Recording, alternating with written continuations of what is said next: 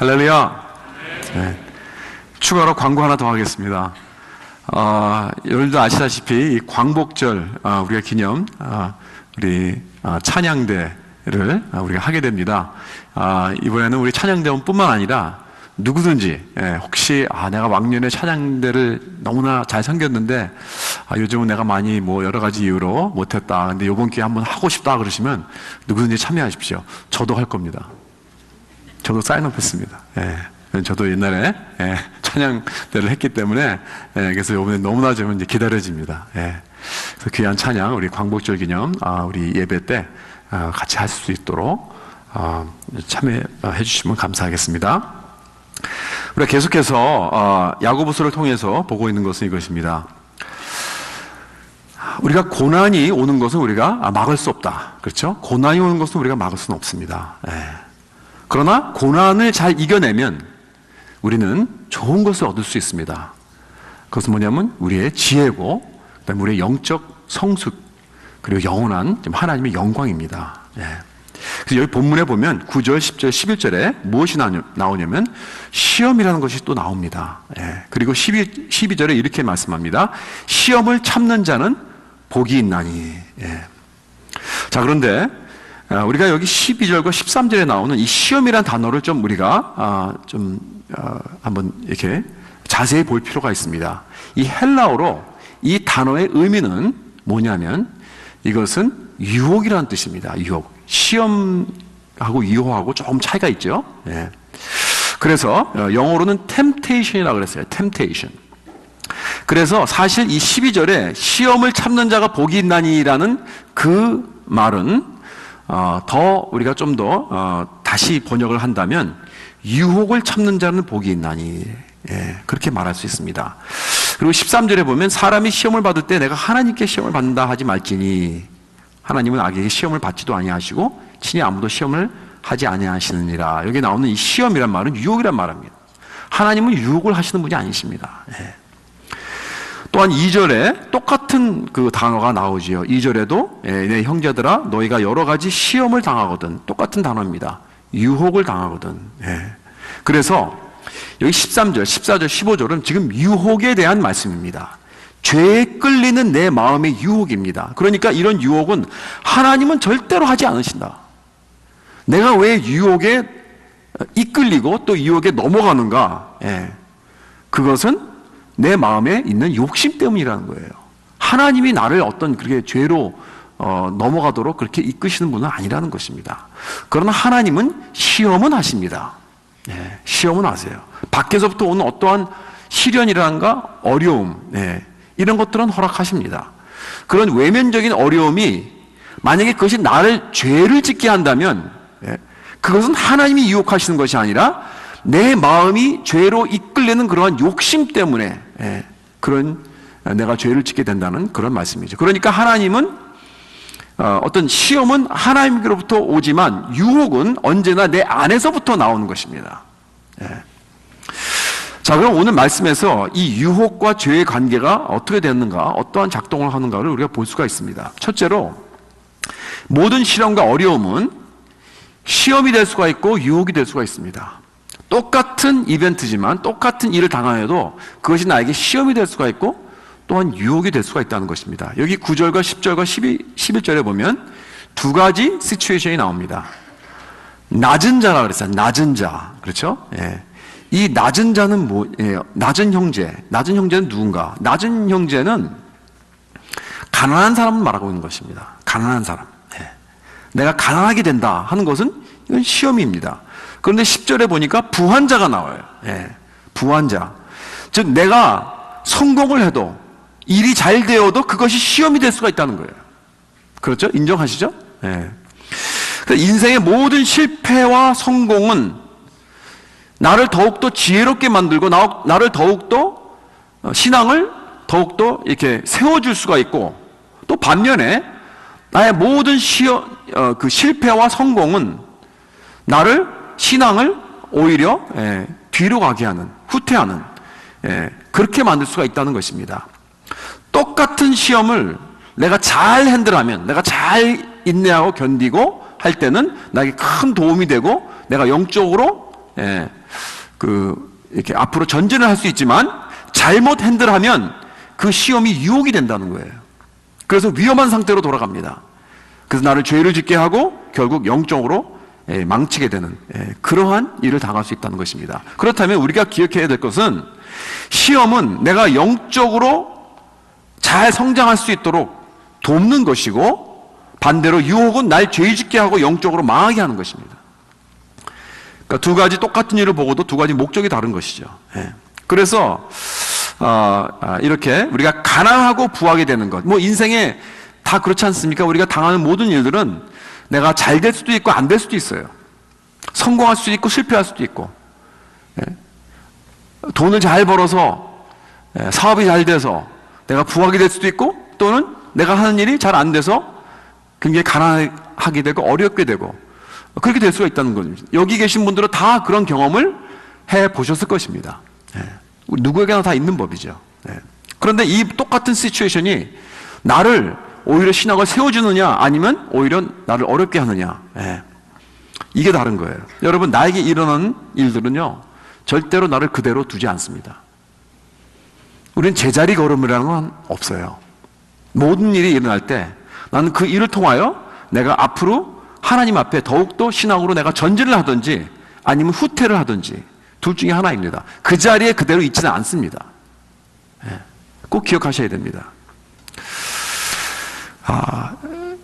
예를 들어서 저는 목사이니까 뭐 목사인 저에게 해당되는 일을 제가 한번 솔직하게 말씀을 한번 드려보겠습니다. 제가 여러분에게 이렇게 계속해서 반복해서 말씀드리는 건 뭐냐면, 제가 목사이지만 저도 사람이잖아요. 그죠? 목사가 아닐 때가 있었다고요. 목사가 아닐 때 있었던 그 사람이 어디 가지 않았습니다. 목사라는 타이틀은 있지만 아직도 나는 죄인, 죄성을 가지고 있습니다. 그리고 계속해서 나도 이 human nature, 이런 여러분과 똑같은 그런 것들을 가지고 있기 때문에 여러분들이 좋아하시는 거 다도 다 좋아합니다. 나는 목사이기 때문에 그런 거는 나는 유혹을 안 받아, 나는 그런 걸 안 좋아할 거야 라고 말한다면 그거는 솔직하지 못한 거예요. 여기 목사님들도 계시지만 물론 저랑 동의하실지는 모르겠어요. 그러나 저는 확신합니다. 우리 목사님들도 다 똑같은 유혹을 받습니다. 그리고 여러분들이 좋아하는 거 다 좋아합니다. 돈 좋아하세요? 저 돈 좋아하는 목사입니다. 도망가지 마십시오. 솔직히 말씀드려서. 근데 내가 뭐 목사이기 때문에 뭐 절대로 그런 유혹을 안 만든다고 하면은 그건 거짓말이죠. 왜냐하면 나는 내가 뭐 10년, 20년, 30년 목회를 해도 이 옛 죄인이 어디 가지 않았습니다. 똑같은 죄성이라는 게 있습니다. 욕심이라는 게 있습니다. 그래서 저도 늘 이것에 유혹을 받아요. 유혹을 받습니다. 그렇죠? 근데 여러분들은 크리스천으로서 늘 성령 충만하고 사십니까? 그렇게 유혹에서 이기시나요? 늘 하나님의 그 임재하심과 하나님의 함께하심을 늘 체험하십니까? 물론 체험할 때도 있지만 또 안 그럴 때도 있죠. 솔직히 말씀드려서. 그렇죠? 그래서 어떨 때는요 정말 성경 읽기도 싫어요. 기도도 안 나올 때도 있고. 그래서 분명히 또 내가 이거 잘못된 생각이고 잘못된 자세라는 걸 알면서도 자꾸 그런 마음을 갖게 되고, 내가 잘못된 행동이라는 것을 알면서도 자꾸 내가 그런 일을 하게 되고, 그리고 내가 그 사람을 보복하면 안 되는데 라고 알면서도 그 사람이 좀 망했으면 좋겠어요. 그러고 싶은 마음, 그런 마음이 막 생겨요. 우리가 다 아마 여러분들도 이해하실 것입니다. 그렇죠? 다 그런 마음을 가질 때가 있으니까. 그래서 어떨 때는 정말 하나님이 계신지 안 계신지 의심스러울 때가 있습니다. 그럴 때는요, 정말 좀 어디로 가버리고 싶어요, 그냥. 신앙에서 좀 이렇게 떠나가고 싶어요. 그럴 때도 있습니다. 뭐 하나님이고 뭐고, 그냥, 접어두고 싶습니다. 믿음의 시험이 들 때가 있습니다. 사람마다 그 정도가 다 다르겠지만, 그 나름대로 어떤 불평불만하고, 뭐 잠수를 탄다든가, 섬기는 것을 좀 쉬고 싶다든가, 뭐 그렇게 이렇게 스트러글 하죠. 그러나 우리 하나님을 믿는 하나님의 자녀들이라면 그러다가도 이제 다시 돌아오게 됩니다. 그죠? 그러다가도, 계속 그렇게 나가는 건 아니겠죠. 천부여 의지 없어서 손들고 옵니다 하면서, 다시 돌아오게 됩니다. 그렇죠? 그런데, 여러분, 목사에게도 이럴 때가 있을까요? 어떻게 생각하십니까? Do you think? 목사에게도 이럴 때가 있을까요? 없을까요? 있어요. 놀라지 마십시오. 이럴 때가 있습니다. 내가 목사라는 타이틀이 있지만 나도 여러분과 똑같은 그러한 유혹과 또 신앙의 어떤 그런 권태기라든가 이런 것들을 겪을 수가 있습니다. 그런데 목사에게는 문제가 있어요. 뭐냐면 매 주일마다 이 자리에 서야 돼요. 영락없이 서야 됩니다. 아무리 그 주에 내가 정말 영적으로 다운되고 힘들고 하나님이 계신지 안 계신지 의심할 수 있는 어떤 그런 경험을 한다 할지라도 저는 영락없이 주일이 오면 이 자리에 서야 됩니다. 여러분 앞에서. 그리고 여러분들 앞에서 하나님이 놀랍고 위대하신 은혜의 하나님이라는 걸 제가 선포를 해야 됩니다. 하나님은 사랑이십니다. 하나님 우리와 함께 하십니다. 이거 믿으십니까? 하고 믿어야 합니다. 라고 선포를 해야 됩니다. 솔직히 마음은 그렇지 않은데. 그렇죠? 솔직히 그 주에는 그렇게 믿겨지지가 않아요. 하나님이 전혀 그러신 분인지 잘 느끼지 못하겠어요. 체험을 못하겠어요. 그렇게 하나님이 아름답고 사랑스럽고 은혜스러운 그런 분인지 잘 모르겠어요. 그러나 주일이 돌아오게 되면 전 이 자리에 서야 됩니다. 그리고 여러분들에게 하나님은 그런 분인지 저는 모르겠습니다 하고 내려갈 수 없잖아요. 그렇죠? 성경 말씀대로 선포를 해야 됩니다. 그게 힘든 거예요. 그렇게 되면 저는 목사로서 둘 중에 하나를 할 수가 있어요. 하나는 이겁니다. 매주마다 매일같이 싸우는 겁니다. 몸부림을 치는 것입니다. 기도를 합니다. 주님, 난 도대체 느끼지 못하겠습니다. 하나님이 지금 나와 함께 하시는지, 내 기도를 들어주시는지, 하나님의 사랑과 은혜를 내가 체험하지 못하겠습니다. 하나님 날 도와주세요. 날 좀 다시 한번 주님의 사랑으로 뜨겁게 해주시옵소서. 성령으로 충만하게 해주시옵소서. 나는 강단에 서서 거짓말하고 싶지 않습니다. 제가 선포할 수 있는 그 주님이 정말 내 마음에 살아 역사하시는 주님이라는 것을 나에게 다시 한번 보여주시옵소서. 이렇게 경험적으로 내가 선포할 수 있도록 도와주세요. 이렇게 기도하고 간구하고 몸부림을 칩니다. 그리고 회개합니다. 왜냐하면 제가 어떻게 체험하고 경험하지 않은 하나님을 여러분들에게 전할 수 있겠습니까? 어떻게 여러분들에게 믿으세요? 하나님을 도와주실 겁니다. 어떻게 내가 여러분들에게 체험하라고 할 수 있겠습니까? 그렇죠? 매일같이 여러분 참 그런 하나님을 내가 느끼지 못한다 할지라도 난 베케이션 갈 수 없습니다. 매달립니다. 목사이니까. 그렇죠? 내가 그렇게 몸부림을 친다면, 내가 매일같이 주님 앞에 진정하게 몸부림을 친다면 나는 진실된 목사가 될 것입니다. 여러분, 내가 매주마다 그렇게 한다는 건 아닙니다. 절대로. 그렇게 할 때도 있고 못할 때도 있어요. 솔직히 말씀드려서. 그렇죠? 그러나 내가 진정으로 그렇게 몸부림치고 주님 앞에 이렇게 선다면 저는 참 좋은 목사가 될 것입니다. 그러나 반면에 목사로서 또 이렇게 할 수 있어요. 주중에 그저 영적으로 죽은 모습으로 계속 있으면서 주일날 강단에 올라가서 가면을 쓸 수 있습니다. 여러분들 앞에서 얼마나 하나님이 선하시고 위대하신지 늘 사랑과 은혜가 넘치는 사람같이 그 모습을 빛내면서 연기자같이, 좋은 연기자같이 그러면서 여러분들에게 선포할 수 있습니다. 전혀 그렇게 느끼지 않은데 말입니다. 그렇죠? 그러면서 여러분들에게 이거 하십시오. 나는 안 하면서. 이거 하지 마세요. 나는 하면서. 여러분들에게 이렇게 앞에서 쇼를 할 수 있습니다. 그렇게 되면 나는 어떤 목사가 되는 것입니까? 나는 정말 위선적이고 외식하고 바리새 그야말로 목사가 될 것입니다. 그렇죠? 그러니까 여러분, 저도 이런 신앙의 시험이 올 때 더욱더 진실된 목사가 될 수가 있고 또 반대로 위선적인 목사가 될 수가 있습니다. 그러나 절대로 제 자리에 그냥 서 있지는 않습니다. 앞으로 가든 뒤로 가든 둘 중에 하나입니다. 그렇기 때문에 여러분, 우리 목사님들을 위해서 기도해 주셔야 합니다. 여러분, 이런 신앙의 경험은 우리 모두에게 다 있는 일입니다. 목사에게만 일어나는 일이 아니죠. 그죠? 여러분들에게 모두 다 일어나는 것입니다. 내가 어떠한 분야에서 일을 하든, 내가 어떠한 삶을 살아가고 있든, 내가 가난하게 되든지 부자가 되든지, 내가 실패를 하든 성공을 하든, 잘 되든 안 되든, 모든 일이 일어나게 될 때 그 일로 인하여 내가 더욱더 영적으로 전진을 할 수도 있고, 내가 후퇴를 할 수도 있는 것입니다. 그러나 제자리에 절대로 서 있지는 않습니다. 내가 성공하고 잘 나갈 때 여기 뭐라고 했냐면 자기의 낮아짐을 자랑할지니 그랬습니다. 성공하고 잘 나가느냐? 네가 낮아지는 것을 자랑하라. 여러분, 성공하게 되면 여러분 그것이 나를 더욱더 겸손하게 됩니까? 나에게 모든 일이 축복되고 일이 잘 되어가면 그것으로 인하여 내가 더욱더 겸손해집니까? 여러분, 도대체 내가 무엇이 간대요, 하나님? 나와 내 가족이 무엇인데 나에게 이렇게 잘해 주십니까? 나보다 더 뛰어난 사람 많습니다. 나보다 더 믿음 좋은 사람 많습니다. 나보다 더 열심히 하는 사람들 많은데 왜 그 사람들은 제쳐놓고 왜 나를 이렇게 축복하십니까? 라고 why me?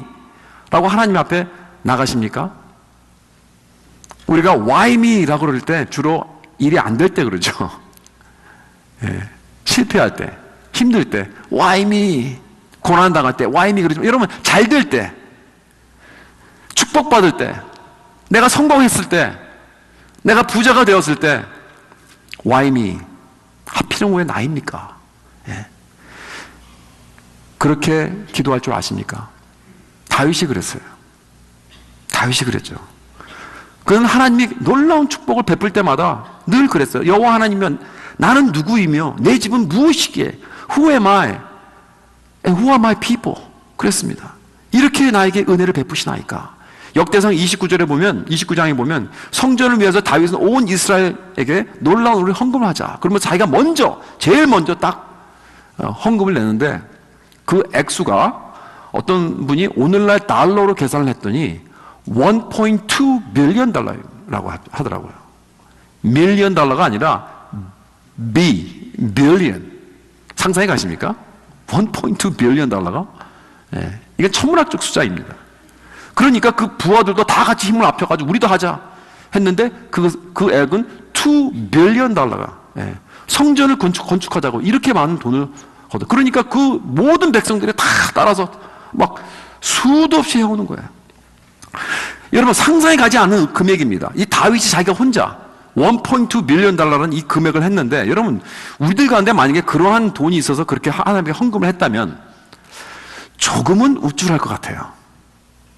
그렇지 않겠어요? 조금은 좀 목에 좀 힘이 좀 들어가지 않겠습니까? 아, 내가 이 많은 돈을 하나님께 했다는 어떤 조금이라도. 그런데요, 다윗의 기도를 한번 들어보세요. 자기가 그러고 나서 어떤 기도를 했냐면, 여호와여, 이거 다 주의 것입니다. 나와 내 백성이 무엇이기에 이처럼 즐거운 마음으로 드릴 수 있었나이까? 모든 것이 다 주께로 말미암사오니 우리가 주의 손에서 받은 것으로 그저 주께 드렸을 뿐이니이다. 여기에 어디에 우쭐함이 있습니까? 어디에 교만함이 있습니까? 여기요. 조금 더 자기가 그렇게 드렸다고 그런 마음이 없어요. 오직 why me? Why me and my people? 예. 우리가 이렇게 기쁘게 드릴 수 있는 것도 다 주님이 해주셨기 때문입니다 라고 하면서 모든 영광을 다 주님 앞에 돌리는 그 모습이었다는 것입니다. 여러분, 우리는 일이 잘못될 때 why me 그러지만 우리가 일이 잘 될 때 이렇게 why me 라고 할 수 있겠습니까? 여러분, 모든 것이 잘 나갈 때 여러분 그것이 나를 겸손하게 주님 앞에 겸손하게 만들고 있습니까? 아니면 그 성공이 내 머리로 올라가서 날 교만하게 하고 마치 내가 잘나서 내 힘으로 된 것처럼 그렇게 우리는 착각하고 있습니까? 나의 성공은 나를 겸손하게 할 뿐 아니라 나를 더욱 관대한 사람으로 만들 수 있어요. 예. 여러분, 다윗은 자기가 얻은 그 많은 재물과 그 재산은 다 누구에게서 온 것이라고 했죠? 여호와 하나님에게서 온 것이라고 고백을 했습니다. 천지에 있는 것이 다 주의 것이로소이다 그랬습니다. 그렇기 때문에 그는 관대할 수 있는 것입니다. 왜냐하면 이것이 청지기의 모습이기 때문에 그래요. 종입니다. 어디까지나 우리는. 종은 내가 오운한 거 아무것도 없습니다. 내 소유가 난 소유권이 없습니다. 얼마를 가지고 있든 소유권이 문제이죠. 내가 돈이 많이 있고 없고 그게 중요한 게 아니고요. 소유권이 중요한 것입니다. 나는 종이라면 종의 신분은, 청직의 신분은 아무것도 없어요. 소유권이라는 것은. 그러나 내가 주인이라고 생각하면 내가 가진 것인 줄, 내 것인 줄 착각하는 거예요. 그런 사람들은 절대로 관대할 수 없습니다. 내 삶에 내가 주인이니까, 내가 가진 건, 내가 모든 것이 내 것이니까 하고 꼭 쥐고 있을 것입니다. 뿐만 아니라 혹시 내가 남에게 베풀면요, 꼭 생색을 내요. 생색을 내야 돼요. 알려야 돼요. 나타내야 됩니다. 사람들이 알아주기 원합니다. 그리고 그 사람이 나에게 고마워해야 된다고 생각을 해요. 안 그러면 화내요. 그건 뭐예요? 내 것이라고 생각하니까. 네. 그러나 종이란 자기가 관대할 때 전혀 생색내지 않아요. 왜냐하면 모든 크레딧은 하나님에게 돌아가면 되니까. 하나님만 영광 받으시면 되니까. 그래서 숨은 데서 오른손이 하는 걸 왼손이 모르게 할 수가 있어요. 참 종은. 예. 하나님의 백성이, 예? 축복받고 하나님의 영광 받으면 되지. 뭐 누가 하든지 누가 알면 무슨 소용이 있겠느냐. 왜? 나는 종이니까. 이것이 테스트입니다, 여러분. 여러분 자신에게 한번 물어보십시오. 여러분들의 인컴이나 재산에 대해서 여러분 관대하십니까? 아니면 인색하십니까? 그리고 내가 혹시 관대할 때도 나는 꼭 생색을 내야 됩니까? 사람들에게 꼭 알려야 됩니까? 내가 얼마나 관대한 사람이라는 걸 꼭 사람들에게 알려야 됩니까? 그리고 사람들이 와서 나에게 고마워해야 합니까? 아니면 주님만 영광 받으면 난 만족합니까? 여러분 한번 물어보십시오. 자신에게. 나는 정말 관대한 사람입니까? 아니면 인색한 사람입니까? 내 자신을 평가하기는 그게 쉽지 않을 것입니다. 왜냐하면 많은 사람들이, 우리 착각하는 사람들이 많아요.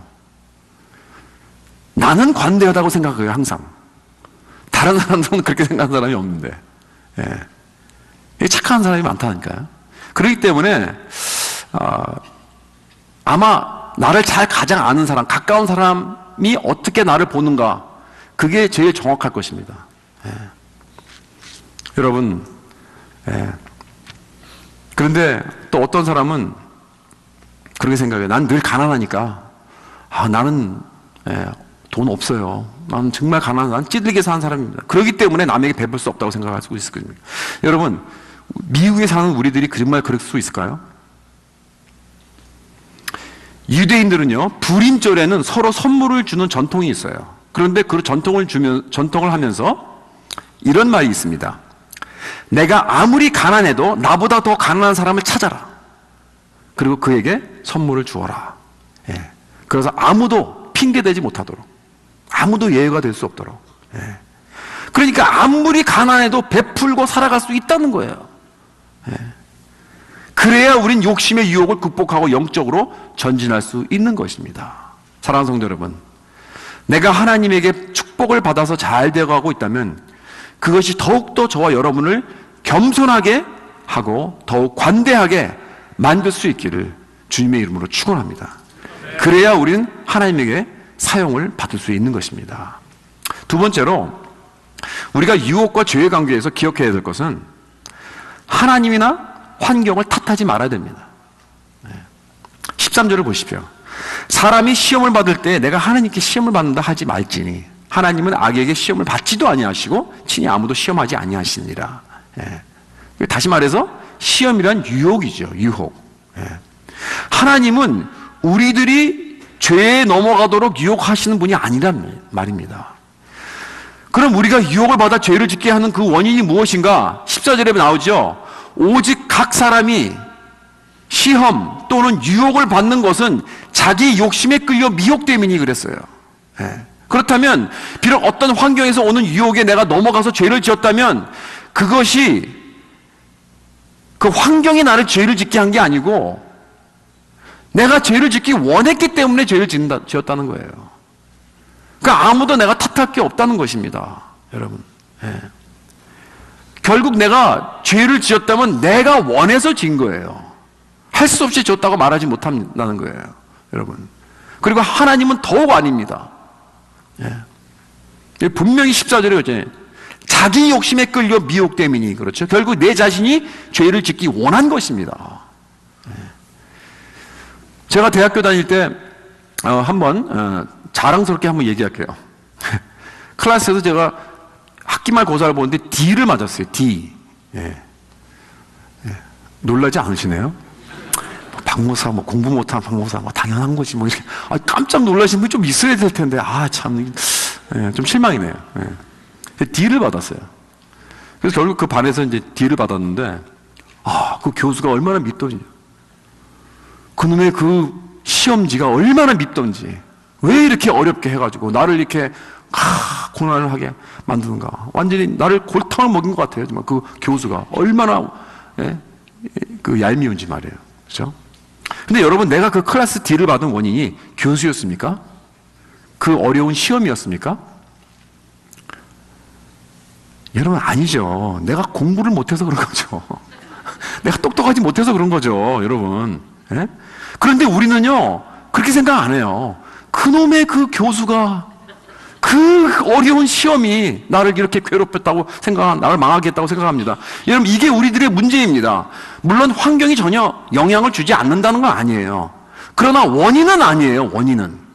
우리가 의사가 어떤 병에 걸린 사람의 치료를 하려면 그 원인을 찾아내려고 하잖아요. 그렇죠? 원인을 알아야 치료할 수 있죠. 마찬가지로 우리가 죄와 유혹을 다룰 때 그 원인을 알아야 됩니다. 결국 우리는 모든 우리의 죄를 책임져야 돼요. 자꾸 남을 탓하고 환경 탓하고 하나님 탓할 때는 절대로 우리는 그걸 극복할 수 없다는 것입니다. 이 자세가 중요한 거예요. 그래서 조나탄 에드워드가 그랬습니다. 의지의 자유라는 책에서 우리는 선택의 자유가 있다. 그렇다면 내가 하기 원치 않는 일을 절대로 하지 않는다. 내가 모든 책임이 있다. 내가 무엇을 했다는 것은 내가 그것을 하기 원했기 때문이다. 인정하십니까? 잘 안 하시는 것 같은데. 그래요? 아마 여러분 중에는 그렇게 생각해요. 그런데 물론 나도 죄를 지을 때 가만히 생각해 보니까 내가 원치 않았는데 내가 해야 될 때가 있었어. 맞아. 우리 버스가 너 그 거짓말로 걷다가 작성 안 하면 너 해고시킬 거야. 그러니까 해. 그럼 어떻게 해요? 잘리지 않으려면 해야 될 거 아니에요. 거기다가 거짓말로. 그러니까 나는 원치 않았는데 할 수 없이 환경 때문에 할 수밖에 없었던 그런 일이 있었죠. 그렇죠? 다 있었을 거예요 아마. 그럴 때는 어떻게 할까요, 여러분? 만약 그렇다면 이 조나탄 에드워드는 아마 그렇게 얘기할 것입니다.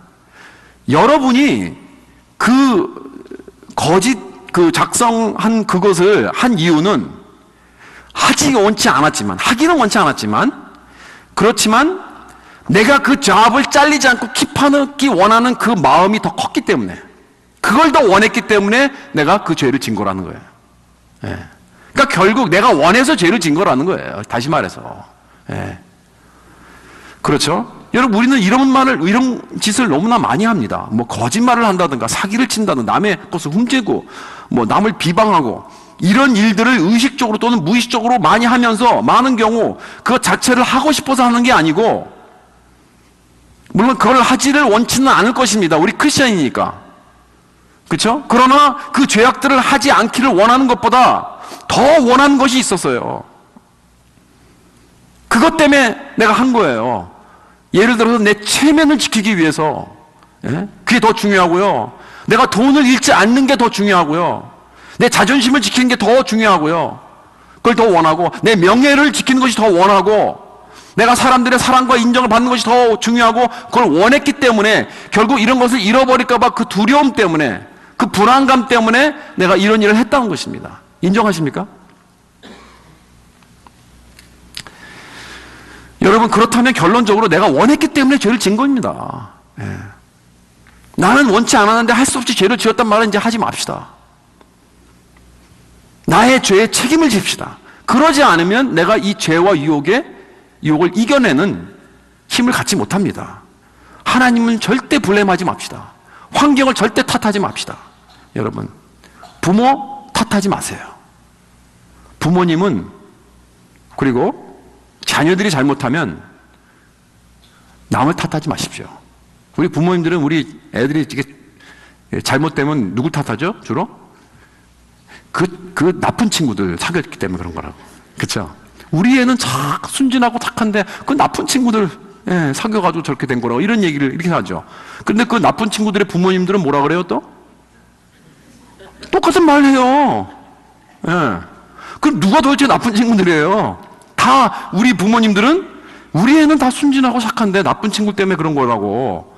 여러분, 우리 부모님들이 자녀가 잘못한 것을 가지고 자꾸 남을 탓하고 환경을 탓하는 한 우리 자녀들은 죄와 유혹의 싸움을 이길 수 없습니다. 절대로 없어요. 우리 자녀들에도 자기가 잘못된 책임을 지는 것을 가르쳐 줘야 됩니다, 여러분. 믿습니까? 네. 마지막으로 유혹을 이기려면 내 욕심을 다뤄야 합니다.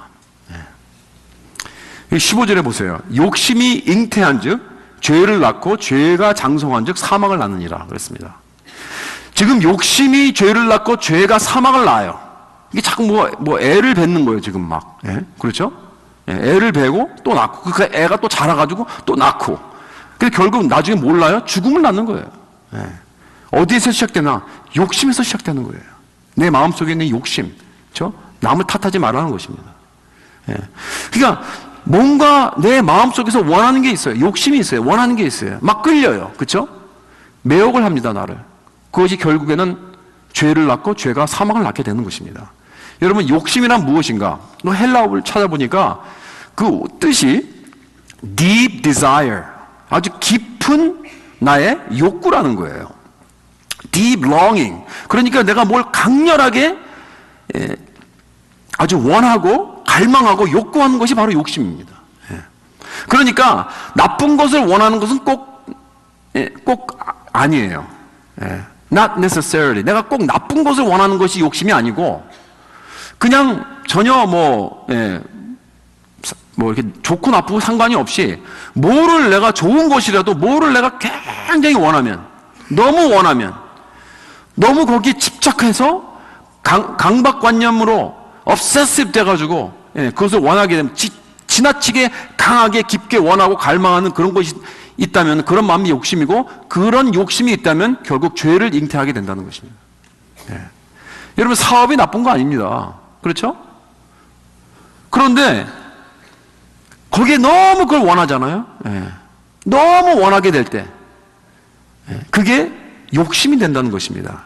욕심이 죄가 된다는 거. 직장에서 자꾸 승진하는 거 나쁜 것입니까? 나쁜 거 아닙니다. 그러나 그것을 너무 원해서 거기에 대한 깊고 갈망, 욕심이 생기면 죄를 잉태하게 된다는 것입니다. 그래서 이렇게 내 마음의 욕심에서 잉태하는 것이 다 어디서 오냐면 여기서부터 시작되는 거예요. 이 마음에서부터. 여러분, 우리가 뭘 생각할 때 왜 우리가 화가 나고 분노가 나고 우리가 쓴뿌리가 나는 것입니까? 내가 그렇게 원하던 것, 그걸 빼앗겼기 때문에, 그걸 얻지 못했기 때문에 화가 나는 거예요. 그렇기 때문에 내 마음속에 이 한이 맺히고 분노가 생기게 되는 것입니다. 여러분, 그러니까 우리가 왜 거짓말을 합니까? 내 마음에 원하는 것을 빼앗길까 봐. 내가 너무 그걸 원하기 때문에. 그거를 원하는 것을, 그 원하는 마음이 내가 거짓말을 지면 안 된다는 그 마음보다 더 크기 때문에 거짓말을 짓는 것입니다, 결국. 그것이 내 직장이 되고 내 재산이 되고 그것이 내 돈이 되든 내 사랑하는 사람이 되든 그래서 더 원하기 때문에. 그러나 내가 그런 마음을 할 때 나는 지금 뭘 하고 있는가? 나는 영적 간통을 하고 있습니다. 이 성경에서는요, 구약에서는 하나님을 남편이라고 표현하고 이스라엘 사람들을, 이스라엘 백성을 아내라고 표현합니다. 그래서 이 아내는 이 정말 놀라운 사랑, 이 모든 만물의 창조주이시고 그 이스라엘 사랑하신 남편 대신 이 하나님만에게만 내가 안겨야 되는데 자꾸 다른 연인을 찾아요. 이스라엘 백성들은. 그렇잖아요. 그래서 그 다른 연인이 나에게 뭘 채워주기를 바라는 거예요. 그 연인이 누구죠? 뭐 애굽 아닙니까? 애굽, 뭐 아수르, 모압, 바벨론, 다 이런 백성들, 이런 다른 그 강대국들, 거기에다 의지를 하는 거예요. 하나님을 의지해야 되는데. 그렇죠. 그래서 그걸 뭐라 그래요? 하나님은 이건 영적 이 간음하는 여자라는. 간음하는 여자. 여러분, 그것이 오늘날 우리에게 내 사업이 될 수가 있고, 내 재산이 될 수 있고, 내 직업이 될 수 있고, 내 성공이 될 수 있고, 내 가족이 될 수 있고, 내 지위가 될 수 있는 것입니다. 사람들의 인기와 인정이 될 수 있는 것입니다. 이것이 나의 연인이 되는 거예요. 그래서 그것이 나를 유혹하고 매혹해서 하나님보다 내가 더 끌리게 될 때 그것에 죄가 내 마음에 잉태하고 또 죽음이 잉태하게 되는 것입니다. 바로 이 과정을 여기 15절에서 보여주는 거예요. 그렇죠? 욕심이 잉태하여 죄를 낳고 죄가 장성하여 사망을 낳는다. 그렇다면 이 문제를 어떻게 해결할 것인가? 그저 그 유혹에게 NO 하면 됩니까? 물론 어떨 때는 그런 유혹에서 그냥 우리는 NO 하고 그 자리를 떠나야 돼요. 요셉이 그랬죠. 그렇죠? 요셉이 그 보디발의 아내가 자꾸 유혹을 하니까, 자꾸 동침하자고 유혹하니까 그 자리를 아예 그냥 옷을 그냥 벗어두고 그냥 도망 나왔습니다. 예. 어떨 땐 그게 중요합니다. 예. 그러나 그것만으로 끝나면 안 돼요. 우리는 더욱더 긍정적으로 나가서 내가 이 욕심과 어떤 이런 유혹과 이런 죄를 부정하고 뿌리치고 도망가야 하는 것도 필요하지만 더 중요한 것은 내가 누구와 더욱더 사랑에 빠져야 된다는 거예요. 긍정적으로. 이게 중요합니다. 신약에 보면 우리 하나님 믿는 우리 크리스천들을 신부라고 하고 우리도 남편이 있다 그래요. 예. 에베소 5장에 보면 그런 말씀이 나오죠. 25절에 남편들아 아내 사랑하기를 그리스도께서 교회를 사랑하시고 그 교회를 위하여 자신을 주신같이 하라. 이는 곧 물로 씻어 말씀으로 깨끗하게 하사 거룩하게 하시고 자기 앞에 영광스러운 교회로 세우사 티나 주름 잡힌 것이나 이런 것들이 없이 거룩하고 흠이 없게 하려 하심이라. 사랑하는 성도 여러분, 우리에게도 남편이 있습니다. 그런데 우리가 만약에 다른 연인의 품에 안긴다면 우리는 영적 간음을 하고 있는 것입니다. 여러분, 왜 우리가 다른 연인의 품에 안기는 것입니까? 왜냐하면 그것이 더 어트랙티브하기 때문에 그래요. 그것이 내 마음을 끌기 때문에 그런 것입니다. 그래서 내 직업이, 내 사업이, 내 성공이, 내 가족이, 내 재산이, 내 인기가 그 무엇이든지 그것이 보기에 너무나 멋있고 아름답게 보일 것입니다. 그래서 그것을 내 마음을 막 이끌어요. 그러나 여러분, 그것들을 한번 더욱더 아름다우신, 더욱 고귀하고 존귀하신 내 남편 되시는 예수님과 한번 비교해 보세요. 그저 초라하게 보일 것입니다. 여기 9절, 10절, 11절이 바로 그것을 말해주고 있는 것입니다. 낮은 형제는 자기의 높음을 자랑하라고 그랬습니다.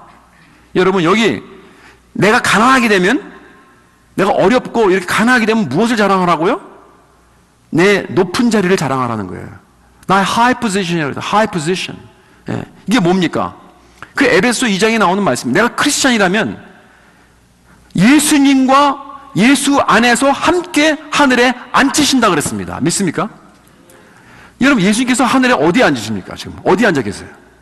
하나님의 우편에, 그 보좌에 앉아 계세요. 하나님 보좌 우편에 앉아 계시는데 우리가 크리스찬이라면 예수님 바로 옆에. 믿습니까? 이게 약속이에요. 그러니까 우리가 가난하고 어려울 때 너의 그 위치, 그 자리를 생각하라는 거예요. 그것을 자랑하라. 그렇게 말씀하셨습니다. 이걸 자랑하라. 여러분, 이 자랑하라는 게 무슨 뜻입니까? 내가 다니면서 내가 뽐내고 잘난 체하고 그런 말이 아니고요.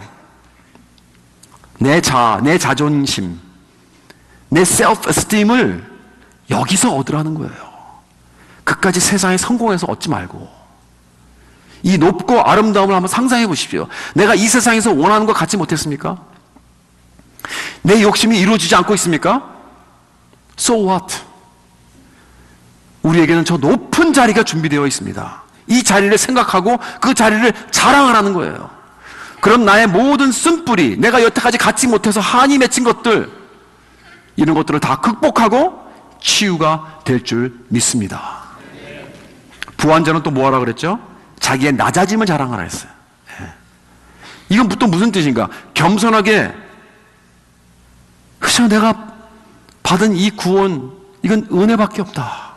은혜로 구원받은 죄인이라는 걸 늘 기억하라는 것입니다. 여러분, 다시 말해서 가난한 자는 그 영광의 은혜를 기억하고 자랑함으로써 인해서 내가 가난했다고 해서 자꾸 쪼그라들고 절망하고 이러한 유혹에서부터 벗어나라는 거예요. 이기라는 것입니다. 부한 자도 역시 마찬가지예요. 그 영광의 은혜를 기억하고 자랑함으로 인해서 내가 좀 잘 나간다고 해서 함부로 교만케 하는 그러한 유혹에서 벗어나라는 것입니다. 한 번은 테레사 수녀가 미국 방송에 출연한 적이 있는데, 그분이 누군지 모르는 사람이 그 테레사 수녀가 이렇게 지나가니까 그분이 굉장히 그때 할머니가 되셔가지고 또 얼굴이 굉장히 좀 볼품이 없으시잖아요. 자그만하시고. 그분이 지나가니까 그랬다고 합니다. What an ugly woman. 그랬대요. 네. 그런데 그분이 인터뷰하는 걸 보고 그분이 인디아에서 어떤 일을 하고 누구라는 것을 알게 된 후에 똑같은 사람이 이렇게 고백했다고 합니다. What a beautiful woman. 네. 여러분, 우리 주 예수 그리스도는 비교할 수 없는 아름다운 분이신 줄 여러분 아십니까? 그 아름다운 사랑을 여러분 기억하고 묵상하십시오. 그것이 나의 유혹을 이기는 오직 방법입니다. 여러분, 왜 우리 주님이 그렇게 아름다우십니까?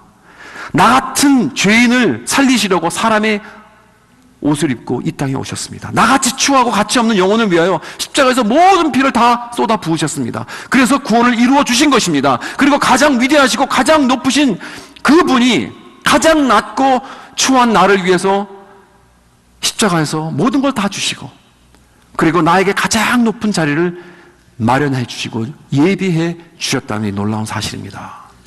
그래서 이 아름다운 예수보다 더 아름답고 귀한 것은 없습니다. 여러분이 욕심하고 갖고 싶어하는 모든 것들, 이 세상에서 오직 예수님에게 비교하십시오. 그의 아름다움과 그 존귀와 그 보배로운 그 예수님과 비교해 보시오. 다 희미해집니다. 다 없어집니다. 그래서 오직 예수님만 생각하고 자랑할 때 내 마음이 그에게 이끌려 나에게 오는 모든 유혹과 욕심을 이기게 될 줄 믿습니다. 기도하시겠습니다.